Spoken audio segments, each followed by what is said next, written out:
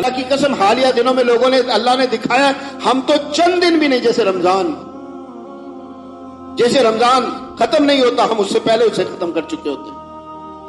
یعنی جو رات ہوتی ہے نا، رات چاند رات جس کو ہم کہتے ہیں، اس چاند رات پر ہم نے رمضان سمیٹ دیا ہوتا ہے. یہ لاک ڈاؤن جو تھا، اس لاک ڈاؤن میں جب سب کچھ بند تھا تو کیسے کیسے مناظر نہیں تھے.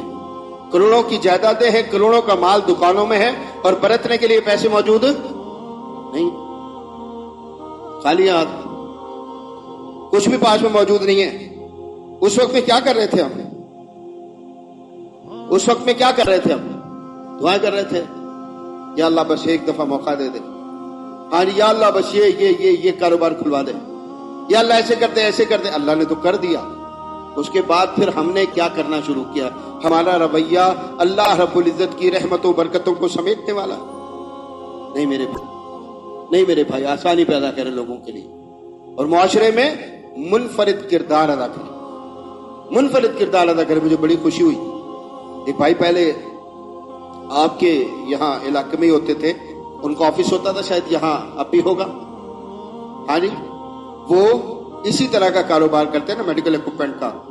انہوں نے مجھے رابطہ کیا، اور رابطہ کر کے وہ کہنے لگے کہ پلس آکسی میٹر میں نے منگوایا، امپورٹ کیے ہزاروں کی تعداد. ٹھیک ہے، تو ان میں کوئی خیر کا کوئی نکالنا چاہیے پہلو. تو میں نے انہیں کہا کہ آپ اس کو آدھی قیمت میں لوگوں کو دینا شروع کر دیں، منافع آپ کو پھر بھی ہوگی. اور اس بات کا اہتمام کریں کہ یہ کسی بھی جو بزنس مین ہے، تاجر ہے، اس کو نہ دیں. یہ آپ کی جو تعداد ہے آپ کو بڑی لگ رہی ہے، لیکن یہ بہت کم ہے. یہ بہت کم ہے. لوگوں کو پتہ لگے گا، آپ کی جگہ سے آ کر لے کر جائیں گے. یا 2-3-4 پوائنٹ ہم آپ کے ساتھ تعاون کریں گے، 2-3-4 پوائنٹ بنا دیں گے، وہاں سے یہ لوگوں کو پرووائڈ کر دیں گے. کیا خیال ہے؟ اس وقت میں سودے بندوں سے کرنے ہیں یا بندوں کے رب سے بھی کیے جا سکتے ہیں؟ میں آپ کو سنا رہا تھا کہ عثمان بن عفان نے کیا کہا تھا اس بندے کو، بھلا کہ تم مجھے وہ دے ہی نہیں سکتے.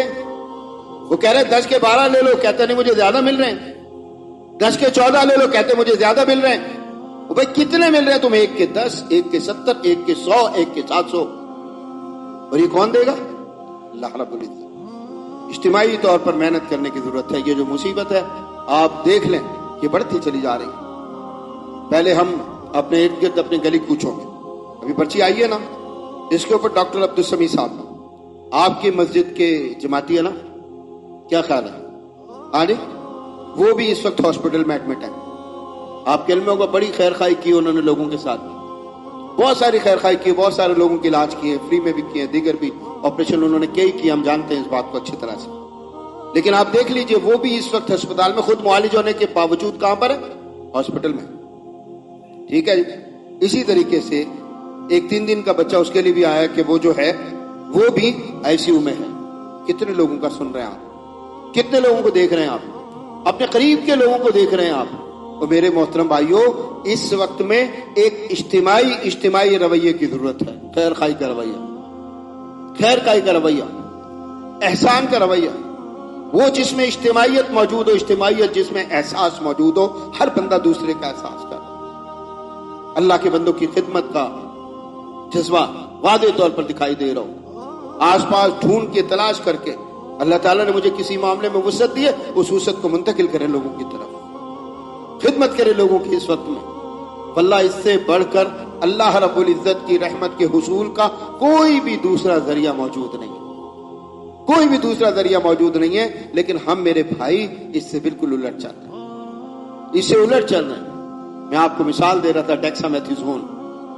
کل پرسوں کی بات ہے کہ جو آکسفورڈ یونیورسٹی برطانیہ، انہوں نے کہا کہ کووڈ-19 میں یہ افیکٹو ہے، فوری طور پر مارکیٹ سے غائب.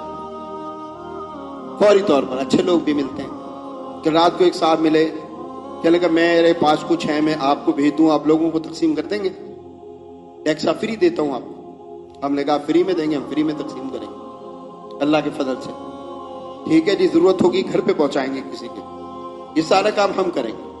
تو اس طرح کے لوگ آپ کو بہت سارے معاشرے میں اللہ کی توفیق سے میسر آئیں گے. اور یہ جو تھوڑی خیر و خوبی باقی ہے یہ ان لوگوں کی وجہ سے. تو ہمیں یہ کام کرنے چاہیے، ہمیں یہ کام کرنے چاہیے. اپنے بھائیوں کے لیے مشکلات کھڑی نہ کریں. یہ منافع سمیٹ لے گا بندہ، سمیٹ کے لے کہاں جائے گا؟ اللہ کے نبی نے فرمایا کہ بندہ کہتا مالی مالی، میرا مال میرا مال. اور اس کا کیا ہے بھلا؟ جو اس نے کھا لیا، پی لیا، پہن لیا، اوڑھ لیا، برت لیا، یا خرچ کر کے اللہ کے راستے میں آگے بھیج دیا، باقی تو اس کا کچھ بھی نہیں. آپ نے صحابہ رضوان اللہ علیہ مجمعین سے پوچھا اپنے مال سے محبت کرتے ہو یا اپنے ورثاء کے مال سے محبت کرتے ہو؟ تو صحابہ کیا فرماتے تھے کہ اللہ کے نبی ورثاء کے مال سے کون محبت کرتا ہے، ہم تو اپنے مال سے محبت کرتے ہیں. تو اللہ کے نبی فرمانے لگے کہ جو آج تمہارے پاس ہے کل کس کا ہوگا؟ ہے جی، ورثاء کا ہوگا. رات کی بات بتاتا ہوں، یہ جو جمع کرنے والے ہیں ان کو دیکھنا چاہیے. رات کی بات بتاتا ہوں. ایک صاحب میرے پاس مسئلہ لے کر آئے وراثت کا، اور وہ پوچھنے لگے ایسے بتائیں ایسے بتائیں ایسے بتائیں. وہ میں نے کہا یہ تو ٹھیک ہے، لیکن 3-4 مرتبہ آپ نے ایک جملہ کہہ دیا کہ یہ ابا کے مرنے کے بعد ملیں گے، ابا کی زندگی میں مل جائیں گے. میں نے کہا کیوں مارنا چاہتے ہو ابا کو؟ ساری زندگی محنت کی آپ کے لیے، ساری زندگی مشقت کی آپ کے لیے. یہ سب کچھ جو کچھ بھی جمع کیا ہے، جو کچھ بھی جمع کیا ہے، یہ ان کا جمع کیا ہوا ہے، اور تمہیں ان کو مارنے کی جلدی ہے. بتائیے یہ بالعموم یہ رویہ موجود ہے یا نہیں؟ یہ کیفیت موجود ہے یا نہیں؟ ابا جان بیمار ہوتے ہیں، ڈاکٹر بھی لایا جاتا ہے، زمانہ ہے آخر دنیا کو منہ دکھانا ہم نے، لیکن ساتھ وکیل سے رابطہ بھی کیا جاتا ہے، ڈاکومنٹس بھی ارینج کیے جاتے ہیں. ہاں جی، ان کو بھی ڈھونڈا اور تلاش کیا جاتا ہے کون سی چیز کہاں پر ہے، ذرا یہ دیکھ لو اور ابا سے پوچھ لیں کہ کوئی چیز چھپائی ہوئی تو نہیں ہے.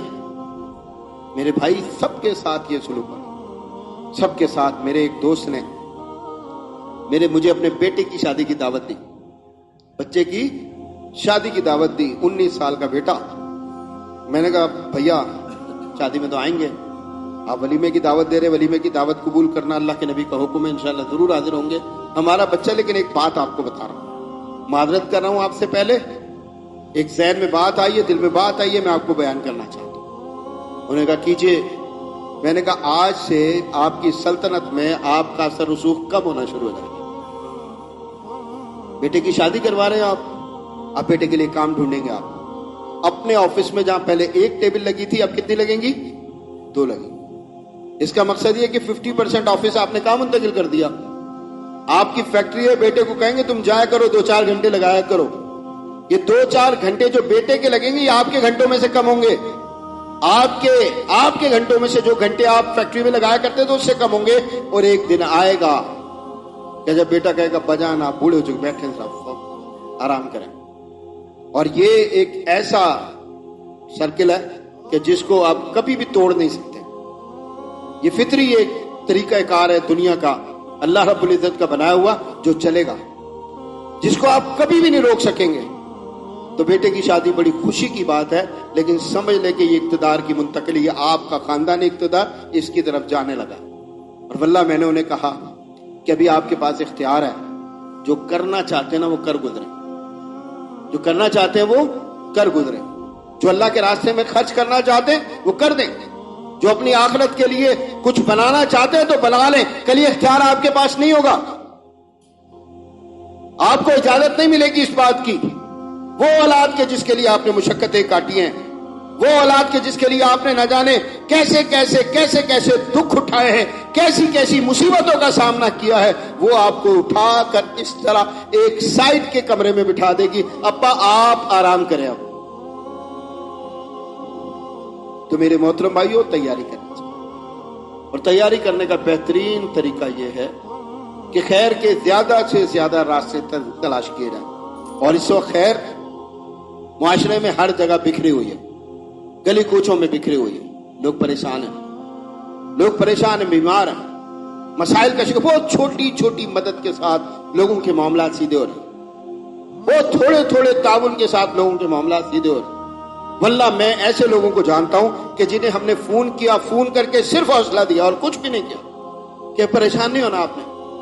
یہ بیماری دنیا میں 80-90% لوگ ویسے ٹھیک ہو جاتے ہیں، آپ بھی ہو جائیں گے. یہ کام کر لیجئے، یہ دعا پڑھ لیجئے، اللہ سے یہ کیجئے. اور اللہ کی قسم ایک فون کے ساتھ لوگ کھڑے ہو گئے، ایک فون کے ساتھ ان کی جو ول پاور ہے اس میں اضافہ ہوا اور لوگ کھڑے ہو گئے.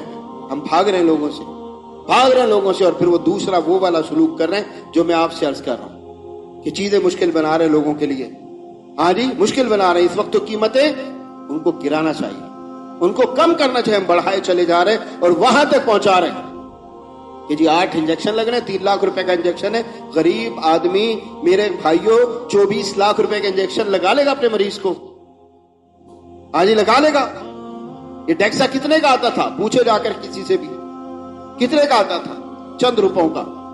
اور اب مارکیٹ سے غائب ہو گیا. آپ دیکھیں گے یہ کہاں پہنچتا, کیونکہ بتایا گیا کہ یہ مریض کو فائدہ پہنچائے گا. تو فائدہ مریض کو نہیں, مجھے پہنچنا چاہیے. ڈر جائیں اس رویے سے, بچ جائیں اس رویے سے. میں نے آپ کے سامنے اللہ کی کتاب کی ایک آیت پڑھی تھی, ایک دفعہ پھر آپ کے سامنے ریپیٹ کر کے اپنی بات ختم کرتا ہوں. یہ سورۃ المائدہ کی آیت ہے جس میں اللہ رب العزت نے کیا فرمایا بھائی, کیا فرمایا اللہ رب العزت نے؟ 2 چیزیں. ایک تو آپ بہت زیادہ خود لوگوں کے سامنے بیان کرتے ہیں, وَمَنْ أَحْيَاهَا فَكَأَنَّمَا أَحْيَا النَّاسَ جَمِيعًا, کہ جس نے کسی ایک جان کو بچا لیا گویا اس نے ساری کی ساری انسانیت کو بچا لیا. یہ ادھوری بات ہے, ادھوری میرے محترم بھائیوں, پوری بات کریں. اللہ رب العزت فرماتا ہے اس سے پچھلی آیت میں, اسی آیت کے پچھلے حصے میں اللہ فرماتا ہے من اجل ذالک کتبنا علی بنی اسرائیل انہ من قتل نفسا بغیر نفس او فساد فی الارض فکأنما قتل الناس جميعا, کہ بغیر کسی وجہ کے اگر کسی انسان, یہ قتل ہی تو ہے, یہ قتل ہے کہ ایک چیز بازار میں میسر ہے آپ اس کو غائب کر دیتے ہیں. ایک چیز مناسب قیمت میں میسر ہے آپ اس کی قیمت آسمان پر پہنچا دیتے ہیں. یعنی لوگوں تک اس کی پہنچ مشکل بنا دیتے ہیں. آپ اپنے وقتی فائدے اور منافع کے لیے قتل کر رہے ہیں. آپ قتل کر رہے ہیں. اللہ فرماتا ہے کہ یہ قتل ساری انسانیت کا قتل. جیسے فرمایا ومن احیاها فکأنما احیا الناس جميعا, ایسے وقت میں اگر آپ کسی بندے کی زندگی بچانے کا باعث بن جاتے, اللہ کہتا ہے یہ ساری انسانیت کو بچانا. ایک انسان کو بچانا ساری انسانیت کو بچانا ہے. بالکل اسی طرح سے ایک انسان کا قتل کرنا یہ ساری انسانیت کا قتل کرنا ہے. تو اسی لیے دیکھنا چاہیے اپنے آس پاس, ارد گرد دیکھنا چاہیے, رویوں پر غور کرنا چاہیے. اور پھر وہ جو تصور آخرت اللہ رب العزت نے دیا ہے کہ سب کچھ دنیا میں نہیں چاہیے, ہمیں اصل کہاں پر چاہیے؟ آخرت میں اللہ رب العزت سے چاہیے. تو اس کی طرف لازمی طور پر میرے محترم بھائیوں دھیان کرنا چاہیے, توجہ کرنی چاہیے. اللہ ہمیں عمل کی توفیق عطا فرمائے, اللہ زندہ رکھے اسلام پر, موت عطا فرمائے شہادت کی. وَأَقُولُ قَوْلِ هَذَا أَسْتَغْفِرُ اللَّهَ لِي وَلَكُمْ جَزَاكُمُ اللَّهُ خَيْرًا كَثِيرًا.